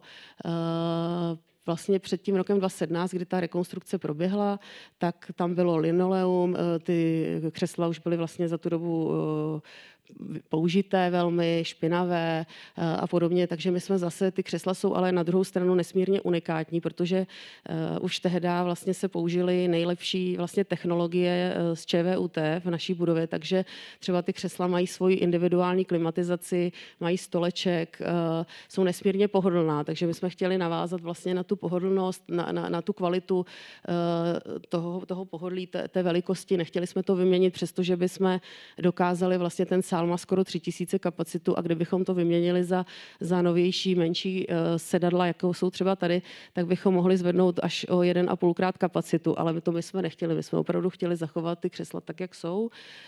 Takže se pouze zrepasovali, postupně po 20 křeslech se odváželi a zase se potom přivezli takhle zrepasované. Instaloval se tam koberec, abychom podtrhli více ten luxusní nádech. A co je dále podstatné z pohledu té energetiky, tak vlastně jsme obnovovali technologii a všude jsou nainstalované čidla na oxid uhličitý, takže dneska právě když přijdete do toho sálu a je tam třeba těch 1000-2000 lidí, tak ve chvíli, kdy se zvedne koncentrace oxidu uhličitého, tak se automaticky spíná právě ta klimatizace v těch křeslech a dostáváte čerstvý vzduch do té místnosti. Společenský sál, to je ten druhý, jak jsem říkala, že máme tu kongresovou část, tak tohle to je ta pravá část, ta společenská, tak ta je zase dominantní tady tím druhým největším sálem, společenským sálem, kde opět zase jsme, to je jinak nejmultifunkčnější sál v té budově. Dá se v podstatě, tady vidíte tu elevaci auditorium, ale ta výsuvka se dá vlastně zasunout dozadu, pak máte vlastně rovnou podlahu. Díky tomu ten sál je opravdu nejmultifunkčnější. Využívá se jak pro právě plesy, protože jsou tam parkety, které jsme taky repasovali a každoročně se o ně staráme a pastujeme a podobně. Tak se tam konají i třeba přenosy České televize předvolební a podobně, tak to bylo všechno z toho sálu. A jak vidíte, zase ten ráz je celkově absolutně zachovaný, protože byl dokonalý už v té době, kdy se postavil a pouze jsme vlastně zrepasovali tu výsupku, nové židličky a vlastně obnovily se nátěry v těch stěn a podobně. Tak, tady taková jenom perlička, prostě jsou tam krásné křesla taky, takzvané vrány, které vypadaly trošku jinak, ale zase jsme je zmodernizovali, protože jsme modernizovali naši část i kancelářskou, kam jsme ty křesla, a nejenom u nás v kancelářích nebo v kancelářské části, ale i právě pro tu veřejnost, tak jsme nám bylo líto ty křesla vlastně vyhodit a okupovat nové. Proč bychom to dělali, když je naší hlavní hodnotou udržitelnost a držíme se toho hesla ve všech směrech, tak jsme ty křesla takhle nechali jenom zrepasovat. Tak toalety, to je takové oblíbené téma. Toalety, těch je asi 112 v kongresovém centru, takže ještě všechny zrekonstruované nejsou, ale ty pro tu veřejnost, ty ano. Zase bych tady upozornila i třeba na tu podlahu. Díky tomu v době, jaké to bylo postavené, tak jsou tam neskutečně kvalitní materiály, takže vlastně na podlahách i potom na stěnách je mramor, je tam elox a podobně. Takže i při té rekonstrukci jsme se snažili, nebo naši architekti zejména, kteří s námi rekonstrukci dělali, což bylo D+, tehdy ve 2017, tak jsme se snažili o to, aby to bylo moderní, ale zároveň opravdu to zachovalo ten původní ráz. Takže třeba vidíte důležitý velký signage, označení záchodu, pánáček, panenka, ale zase je to pořád v těch oblých eloxových v podstatě rámech, tak jak je veškeré značení vlastně z té historie před 42 lety. Jinak podstatné, ještě já, když se k tomu vrátím, podstatné je, že v rámci právě té energeticky úsporného projektu byly všude na toaletách instalované vlastně baterie, na ty perlátory a splachovadla byly vlastně udržitelně nainstalovány tak, abychom ušetřili spoustu vody v rámci toho provozu. Tak tady máte všechny ty různé energetické nástroje nebo opatření, které jsme dělali v rámci energeticky úsporného projektu, takzvaného EPC, což je energeticky úsporný projekt se zárukou návratnosti, kterou jsme realizovali s společností NSA, dneska dceřinkou ČEZ ESCO. V tuhle chvíli vlastně veškeré naše energetické jednotky, vy vidíte na těch fotkách, ještě budou na dalších, což jsou kotle, třeba Bosch a podobně, byly vyměněny. Máme kogenerační jednotku, používáme odpadní teplo buď to v zimě v podstatě na vyrovnání v zimy, která je venku, prostřednictvím rekuperace, a v létě zase naopak na ohřetí toho vzduchu, schlazení toho, který je venku teplý, takže když se smísí s tím, který je vevnitř chladnější, tak zase se nám to uspoří ta energie. Vidíte tady celkové ty úspory. My jsme díky těmto všem opatřením, které se udělaly, tak jsme dokázali uspořit k dnešnímu dni s referenčním rokem 2013 skoro 50% spotřeby energie, což dělalo zhruba tehdy 24 milionů korun, ale při těch cenách energií, jak vzrostly, tak to bylo za loňský rok asi 32 milionů korun a dohromady vlastně se nám ten projekt, nám tenkrát garantovali, že se nám vrátí do 10 let a vrátil se nám do 5 let. Takže všem doporučuji investovat do takto prostě energeticky úsporných projektů, protože nám nejenom, že teda jsme snížili tu spotřebu oxidu uhličitého a snižujeme si tím uhlíkovou stopu, jak vidíte, o nějakých necelých 11 000 tun ročně, tak jsme zároveň, opravdu se nám to vyplatilo z pohledu nákladu. Tak tady pár těch fotek ještě zvětšených, jak to vypadá. Tou perličkou na dortu, třešničkou na dortu ohledně té energetického úsporného projektu, tak je naše nová nejposlednější instalace, teda fotovoltaické elektrárny na střeše Kongresového centra. Je to v tu chvíli největší instalace na budově v rámci vlastně Prahy. Můžu říct, že ještě neběží. Tady je to potřeba taky zmínit, aby bylo potřeba jako si uvědomit, že myšlenka je hezká, instalovat fotovoltaiku na střechu, ale od myšlenky k realizaci někdy vede několik měsíců, skoro rok v podstatě od toho, kdy se rozhodlo, že tu fotovoltaiku dáme na střechu, tak doufám, že tento měsíc se nám to podaří nějakým způsobem už teda opravdu spustit do provozu. Mělo by nám to teda uspořit nebo pokrýt asi 10% spotřeby té energie budovy, což když si vezmete, že jsou to 2 fotbalové hřiště, tak jsem si já osobně myslela, že to bude víc, ale není tomu tak. Ale je to dalších 5,5 milionu a dalších skoro 450 tun oxidu uhličitého, snížení uhlíkové stopy, takže to určitě stojí za to využívat obnovitelné energie.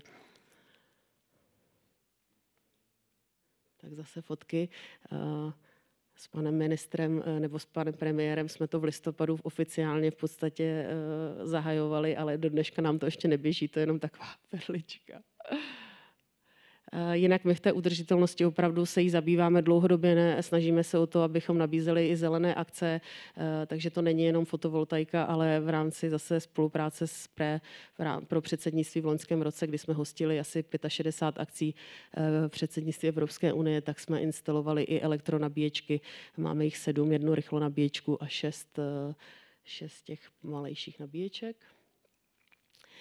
A na závěr bych chtěla zmínit teda projekt i rozvoje do budoucna, protože opravdu se snažíme o transformaci celého toho veřejného prostoru a nejenom o transformaci toho interiéru. V rámci té transformace veřejného prostoru jsme uvedli na trh vlastně značku Art District Vyšehrad, což je vlastně ta zóna před kongresovým centrem, kterou se snažíme propojovat právě s Vyšehradem i společnými nějakými akcemi, instalacemi, do budoucna výstavami, kulturními a společenskými akci, které tam chceme pořádat. Ale tady prezentuji projekt, který je myšlen na jih, což je na tu stranu za budovou, kterou znáte, když jdete od metra, kde je dneska to venkovní parkoviště. A Tady vlastně Kongresové centrum usiluje 620 let o postavení nové výstavní haly, protože ji vlastně potřebuje pro ty mezinárodní velké kongresy. Když si vezmeme, že se koná zhruba 20 až 30 velkých mezinárodních akcí, které v tom segmentu tvoří asi 80% tržeb té budovy, tak právě proto, abychom mohli pořádat nebo plnit tu krásnou veřejnou a kulturní funkci, tak ty kongresy nám vlastně slouží k tomu, abychom měli ty finanční prostředky a nemuseli žádat město nebo stát, aby nás dotoval, což nás nedotuje. To bych tady chtěla zdůraznit, že v loňském roce jsme skončili v zisku nějakých skoro 80 milionů korun a pozitivním cashflow asi 179 milionů korun. Takže nikdo nás nedotuje, ale právě proto potřebujeme i ty mezinárodní kongresy, které jsou zase prostředkem pro vyměňování know-how, poznatků a nějaké i kreativy, tak abychom vlastně měli tady tu výstavní halu, která nám zase pomůže vlastně získat další prostředky na to, abychom budovali celý ten další veřejný prostor a organizovali ty kulturní, veřejné a společensky odpovědné akce. Na tu halu byla vyhlášena v roce 2017 mezinárodní architektonická soutěž, kterou vyhrálo španělské studio OKA, mladí 4 architekti, kteří na začátku nebo v té soutěži to vypadalo trošku jinak, než je tady ten finální model. Nicméně podstata byla krásná španělská architektura, postavená na pilířích, v podstatě něco jako most, který původně byl mnohem delší, užší a vedl skoro až ke Koryntii přes most, což vlastně není realizovatelné. Takže potom s lokálními architekty Oka Architects došlo k transformaci, k přeměně té budovy.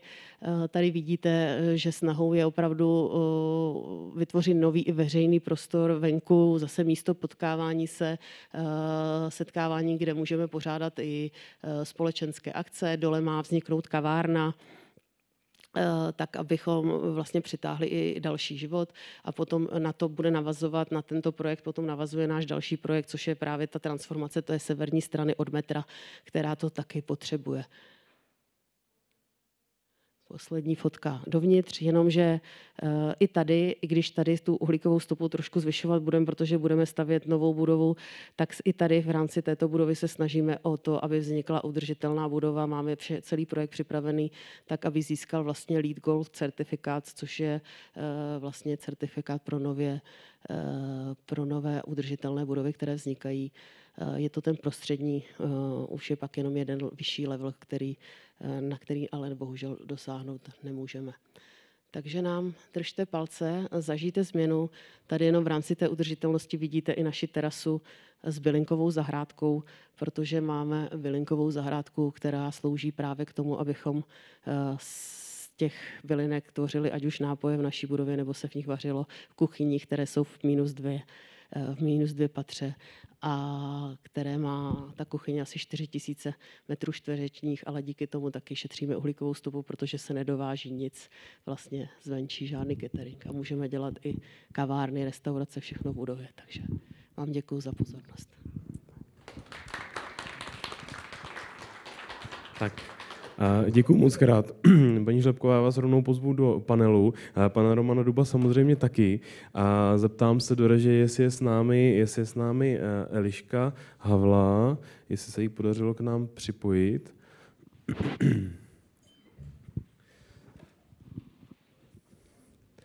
Tak. Děkuji teda moc krát za prezentace. Vám samozřejmě připomínám, že se budete moc ptát, nebo že se můžete ptát. Kolega už je tady připravený s mikrofonem. Pokud nás sledujete na dálku, tak samozřejmě se můžete do diskuze zapojit taky. Můžete napsat na slido.com a pod hashtagem Rethink Architecture se dostat tady ke mně do tabletu. Takže pokud budete mít někdo dotaz, stačí potom zvednout ruku. Já se zeptám teďka na první věc ještě k tomu kongresovému centru, které jsme tady viděli. My se o něm občas bavíme a čas od času se objeví argument, že se tam stejně nic neděje, že tam prostě zeje prázdnotou, že se tam jako nic neděje.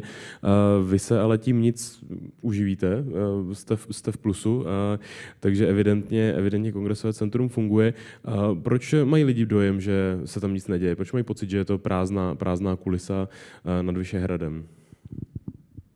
protože ta budova je opravdu obrovská a ona myslím si, že tu veřejnost trošku jako děsí a tím, jak je ten neutěšený vlastně veřejný prostor kolem, tak mají všichni pocit, že se vevnitř nic neděje, přestože bych to chtěla vyvrátit, protože opravdu v posledních letech se v Kongresovém centru děje každý rok 200 až 250 akcí. A tím pádem, když si to spočítáte, tak to je skoro každý den nějaká akce. A někdy se i překrývají, protože samozřejmě trvají 3-4 dny, některé 2 dny, některý 1 den. A třeba obsazenost toho kongresového sálu v době, kdy běží muzikály, což bylo i třeba teď Děti ráje, ale předtím hlavně v době, kdy byly Drákula nebo Mamma Mia, tak ta obsazenost toho kongresového sálu je 80% dnů v roce. Takže ono to tak vůbec není a vlastně mě i samotné trvalo, já jsem do Kongresového centra nastoupila vlastně před necelými 7 lety a jako obchodně marketingová ředitelka a vlastně pořád jsem to taky jako nechápala a strašně hodně jsme investovali do marketingu, prostě jak to dát vědět, že vlastně to tak není, jo? Že vevnitř se pořád něco děje. A vlastně po těch letech jsem pochopila, že jenom tou transformací toho veřejného prostoru a toho, že ty lidi opravdu vtáhneme do té lokality, aby pochopili, že se tam něco děje. Tak to si myslím, že je ten... Prosím, pan Dub chce reagovat. Já bych na tohle taky strašně rád reagoval, protože přesně tou poslední větou jste vystihla i naší zkušenost. My jsme ještě před tím přestěhováním do nových prostor byli ve staré knihovně, která byla poměrně malá a bylo velmi zajímavé vlastně, že zhruba v tom roce 2019, kdy jsme se přestěhovali, tak jsme dělali jako poměrně stejný počet akcí. Ještě jsme samozřejmě nejsme jako dál zahájili tu transformaci a ty lidi, kteří prostě chodili do té nové knihovny, byli naprosto prostě přesvědčení a překvapení, jak moc toho děláme, přičemž vlastně v té staré knihovně jsme dělali vlastně úplně stejný objem. Já jsem to trošku přičítám a myslím, že to řeknu trošku jinými slovy i vlivu toho architektonického řešení té budovy právě prostě na to vnímání té instituce veřejnosti. Já jsem rád, že to zmiňujete, protože já, když jsem viděl to video, které jste nám ukazoval na začátku, tak v každém dalším střihu byl další člověk, který dělá něco dalšího nabízí.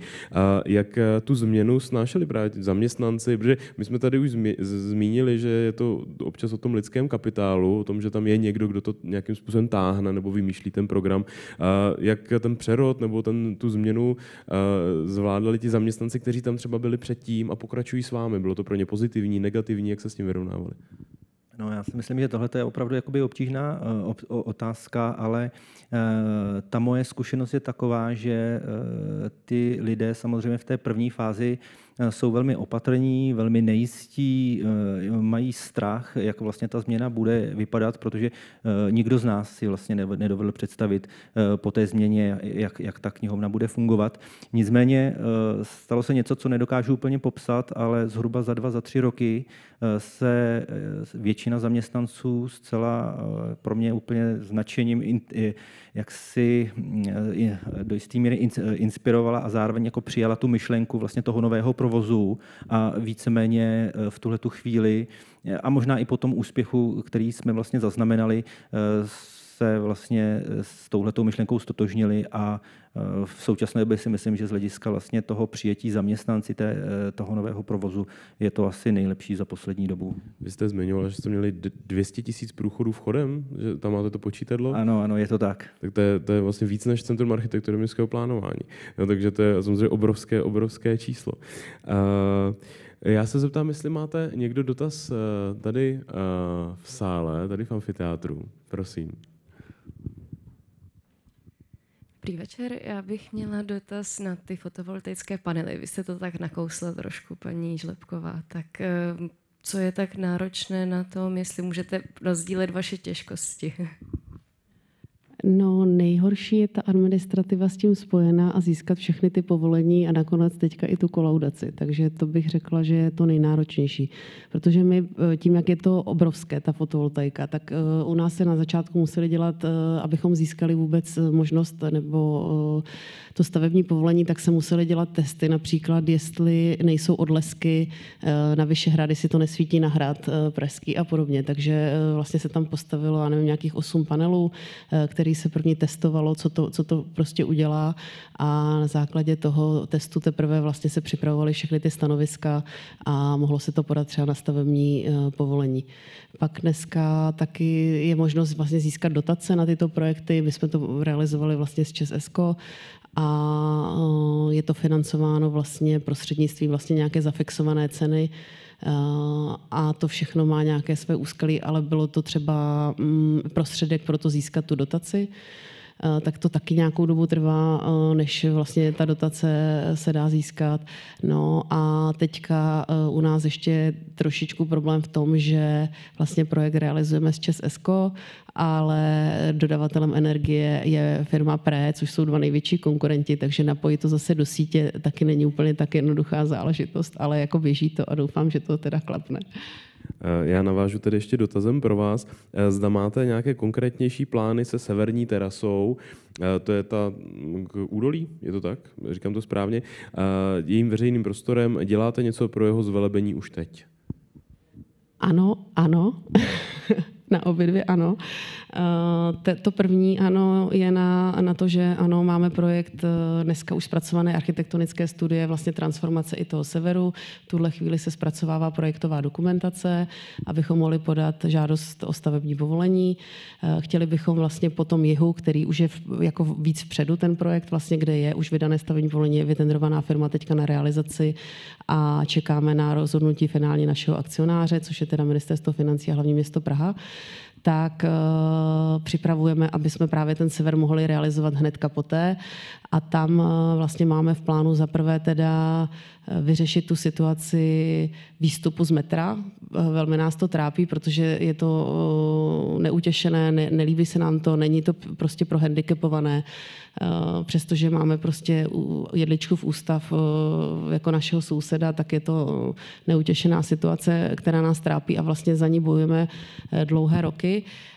Takže bychom chtěli vlastně, aby, nechci to říct, aby jam zmizel, ale je to tak trošku, aby se to celé schodiště rozšířilo, potom abychom vtáhli vlastně tu veřejnost nahoru, takže by tam měla vzniknout opravdu taková venkovní nebo i vnitřní kavárna, rozhledna, protože my jsme vlastně na to dělali participaci v roce 2017-18, kdy jsme žádali vlastně lidi, kteří tam prochází, naše zaměstnance právě v BCV centrum a lokální sousedy, aby nám řekli, co tam chtějí, tak na základě toho právě řekli třeba vodní prvky, rozhledna, kavárna, takže na základě toho prostě vznikl ten architektonický návrh. To je něco, na co jsem se chtěl zeptat, kdo tam tudy vlastně prochází. Jak lokality, jak v případě knihovny, tak v případě kongresového centra, jak vám ty lokality jdou nebo nejdou na ruku v tom, co máte za plány s tou budovou? V Písku vám pomáhá to místo, kde ta knihovna je? Samozřejmě to je vlastně jedna ze zásadních věcí, protože obecně i podle nějakých knihovnických standardů ty knihovny by měly se nacházet v centru města. Navíc je potřeba si uvědomit, že to centrum města je poměrně v dosahu, jako poměrně v slušném dosahu, tudíž vlastně de facto většina lidí, kteří nějakým způsobem mají do toho centra cestu, tak navštěvují knihovnu. K tomu bych ještě chtěl říct jednu věc. My, když jsme se dělal ten projekt, tak jsme samozřejmě mysleli také na ekonomiku, tudíž vlastně v té budově v přízemí jsme vybudovali 3 komerční prostory, které v tuhletu chvíli de facto pronajímáme, ale zároveň ty prostory také nějakým způsobem i doplňují vlastně tu činnost, ty služby knihovny. Jo. V případě kongresového centra, kdo se pohybuje kolem? Já si to představuji jako skvělý výchozí bod pro to jít na Vyšehrad například. Těch takzvaných pasantů je tam strašné množství. Návštěvníků kongresového centra je trošku víc ještě než tady knihovny v Písku. My máme v průměru 250 000 až 270 000 návštěvníků každý rok. Pak je tam nějakých 250 000 žadatelů o řidičáky, kteří jdou vlastně do té budovy Business Centra Vyšehrad, těch je taky tak 250 000 za rok. Pak je tam spousta lidí, právě turistů a podobně, kteří míří na Vyšehrad, takže jenom projdou. Vlastně to, co nás nejvíce trápí, je, že vždycky všichni jenom projdou, ale vlastně se nezastaví. A to je to, co bychom chtěli změnit. A já jsem nedořekla minule, ještě té otázce vlastně to druhé ano bylo, že už dneska proto děláme, my tam máme právě ty venkovní instalace, umělecká díla, letos budeme červenec 2 měsíce tam probíhat výstava, bude se tam tvořit s nějakými známými architekty i z Německa, spolupracujeme s firmou, teď mě vypadlo jméno, ale dělají festival instalací tady v Praze. jestli mi někdo pomůže, nepomůže, ale to nevadí. Budou tam prostě instalace, chtěli bychom, aby to byl opravdu ten výstavní prostor, protože oni tam od začátku byly vlastně ty instalace. Tak já se zeptám, zda máme ještě nějaký dotaz? Případně reakci, nebo nějakou zkušenost třeba i s kongresovým centrem, případně knihovnou, kterou máte třeba rádi a která by potřebovala oživit. Můžeme se klidně bavit i o tom. Mě zajímá ještě jedna věc. Vy jste zmiňovala, že na váš účet bylo převedeno 800 milionů korun, jestli to neříkám špatně. Co se za 800 milionů, že ta budova je obrovská a 800 milionů korun není zas tak moc v případě podobných rekonstrukcí, byť se to nemusí zdát. Co se za takovou částku dá vlastně všechno udělat v té budově? Vy jste říkali, že máte 122 záchodů. To možná padlo jenom na mísy. Ne, naštěstí ne. Naštěstí jsme se snažili investovat hospodárně, ale největší část vlastně těch peněz, nebo to padla právě na začátku na ten energetický úsporný projekt, to bylo vlastně nějakých 135 milionů korun, pak asi 350 milionů v roce 2017 padlo právě na ty renovace interiéru, o kterých jsem mluvila, protože těch dveří a těch schodů a těch záchodů a i těch salonků a židlí je opravdu velká spousta. Ani vlastně nemáme do dneška všechny vyměněné dveře a tak, protože vždycky investujeme hlavně do té části, která je samozřejmě vidět pro tu veřejnost a ty zázemí a podobně, ty ještě by potřebovaly další stovky milionů, aby byly úplně kompletně zrekonstruované. A část taky padla na rozvoj teda hotelu Holiday Inn teď v posledních letech, protože právě teď dokončujeme poslední část rekonstrukce, mimo to, že jsme rekonstruovali všechny pokoje, tak se rekonstruuje teďka i celá spodní část Open Lobby. Já vidím, že už se k nám připojila Eliška Havla. Dobrý den, slyšíte nás dobře? Dobrý den, já vás slyším. Tak my vás slyšíme zatím trošku potichu, ale možná v režii zakouzlí a uslyšíme vás lépe. Já jsem se děkuju každopádně za vaši úvodní přednášku, kterou jste přednatočila. Moc krát vám děkuju za ten vstup. Vy jste tím vlastně otevírala to téma, které jsme tady dneska měli, tedy rekonstrukce veřejných budov a hodně nám pomohlo to, že jste tam vnesla tu důležitost toho, kde ta budova vlastně stojí. Mohla byste nějak okomentovat třeba ty dvě budovy, které my tady teďka řešíme, to je Kongresové centrum a právě třeba knihovna v Písku. Jak se to do těch zákonitostí, které vy jste popisovala, hodí? Co třeba to Kongresové centrum? Je to místo podle vás z hlediska urbanismu vhodně zvoleno? Mělo tenkrát být postaveno tam, kde je postaveno?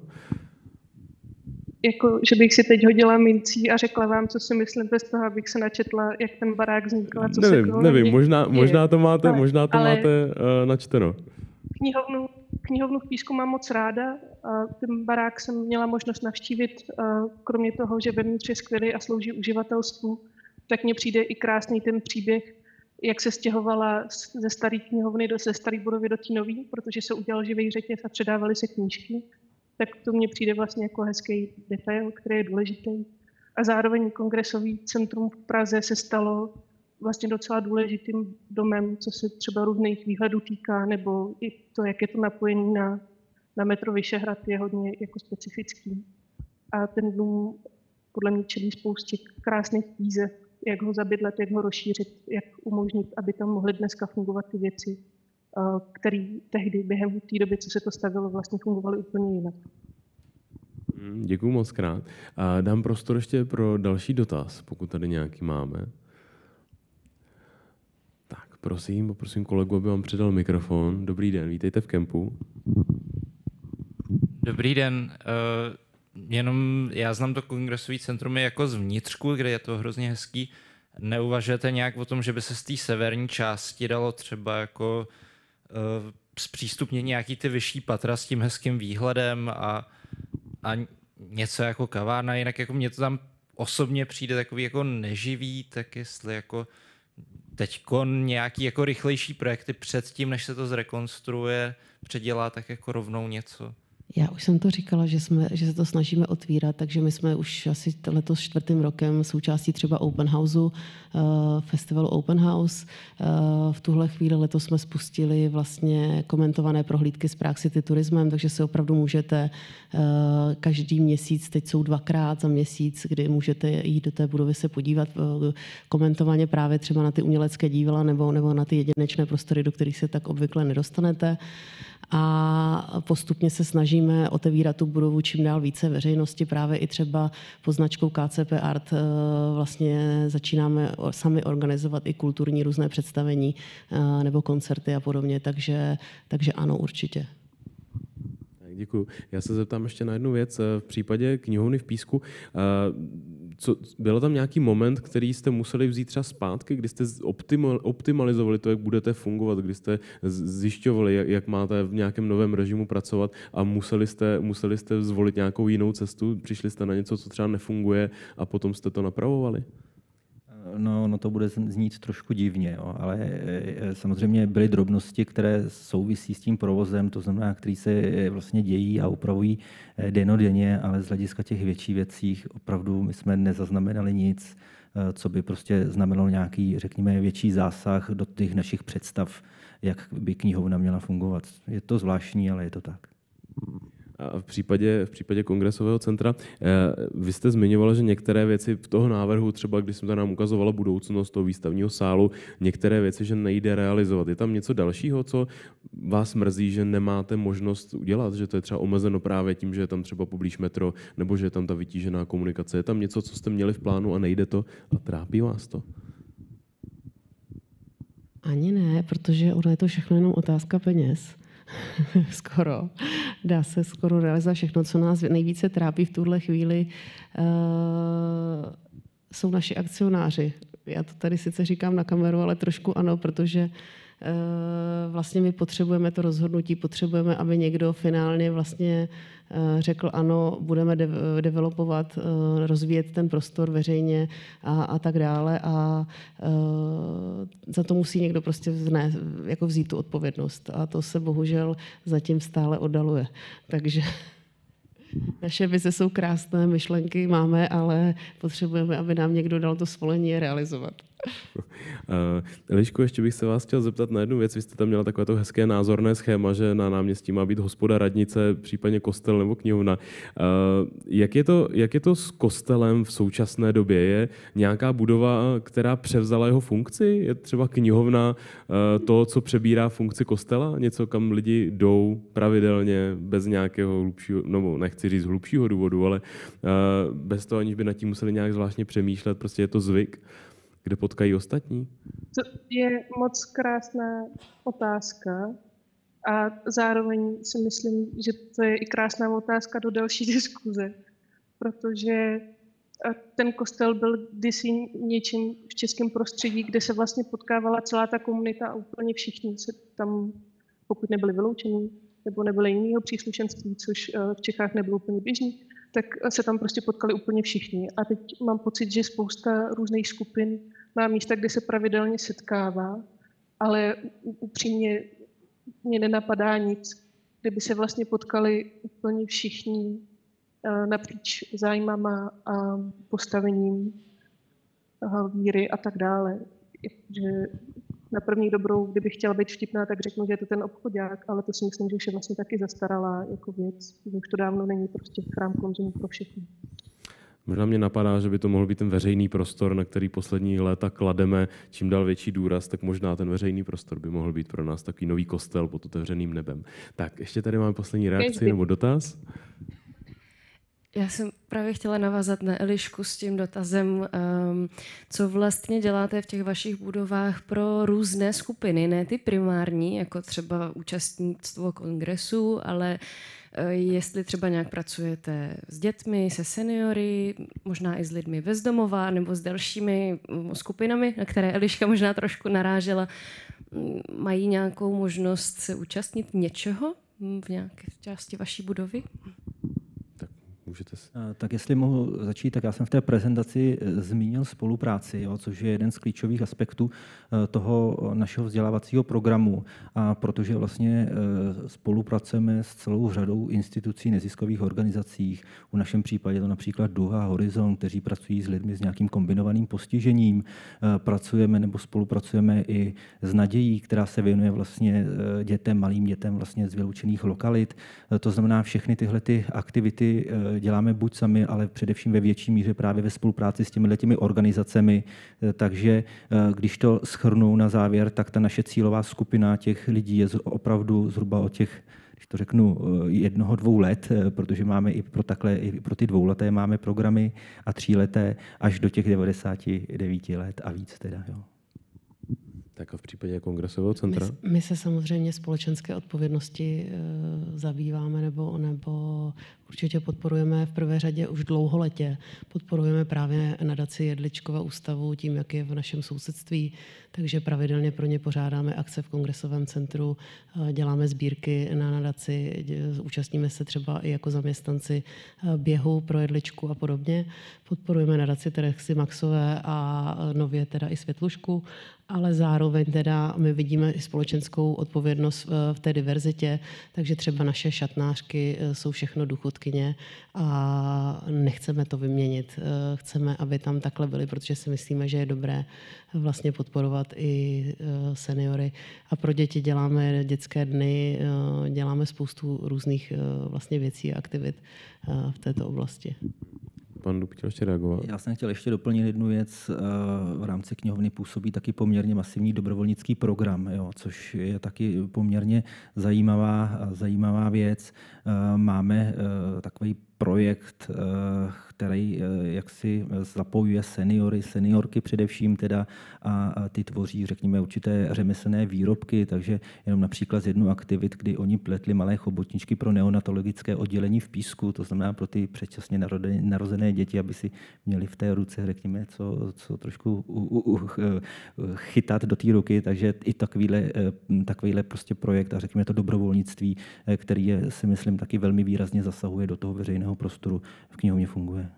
Děkuju. Já bych ještě jednou využil, že tady máme Elišku.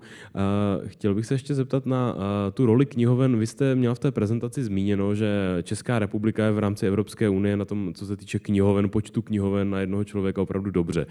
Že knihoven tady máme opravdu spoustu. Chtěl bych se zeptat, jestli máte přehled, jak se asi liší role té knihovny v případě České republiky v porovnání třeba s jinými městy ve světě. Jestli to, co u nás je zvykem, že ta knihovna nabízí a poskytuje, jestli je i ve světě, jestli platí to, že ta knihovna je opravdu nízkoprahová všude na světě, že já to znám třeba jenom z popkultury, z amerických filmů, vidím, jak tam vypadá knihovna, ale u nás je knihovna kolikrát i jenom jedna malá místnost někde na rohu budovy, tak jestli máte představu, jak se to může lišit. Ten trend těch komunitních knihoven za mě a budu moc ráda za doplnění. Já vás jenom poprosím, jestli můžete ten mikrofon si dát trošku blíž k ústům, předtím to bylo lepší. I will try. Tak je to výborně, děkuju moc. Skvělý. Ten trend komunitních knihoven jsem zaznamenala, že přichází ze severských zemí, kde ty knihovny jsou tím místem, kde se může kdokoliv setkat. Je hodně vyhlášená knihovna v Helsinkách, která se jmenuje Ody a tam vlastně skoro vůbec nejsou knížky, ale jsou tam místa na workshopy, na setkávání. Je tam takový zakrytý parter, který je v něčem podobný tomu vstupu do Národní technické knihovny. A je to vlastně o tom, že ta knihovna už není jenom místem, kde se ukládá ta vzdělanost, ta znalost napsaná, ale že knihovny můžou předávat i tu řemeslnou znalost, což je za mě skvělý.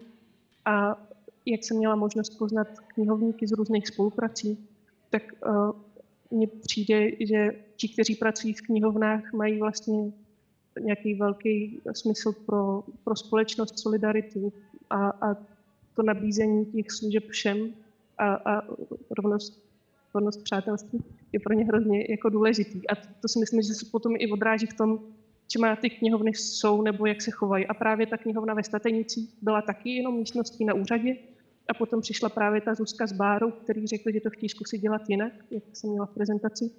a postupně se jim povedlo z té knihovny, z té jedné místnosti, kam málo kdo chtěl chodit, udělat si něco, co je s obývákem vesnice, jak oni tomu říkají.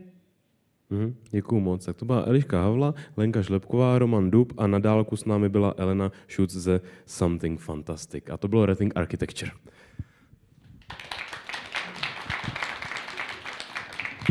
Tak, je to zasloužený potlesk. Prezentace se mi osobně moc líbily, protože to téma je mi blízké. Já jsem rád, že jsme téma knihoven a téma veřejných budov dneska měli možnost probrat. Možná jste si všimli, že jsme se víc bavili o těch měkkých věcech, o tom, co se v těch budovách spíš děje, jak jsou přizpůsobeny tomu, aby se v nich něco mohlo dít.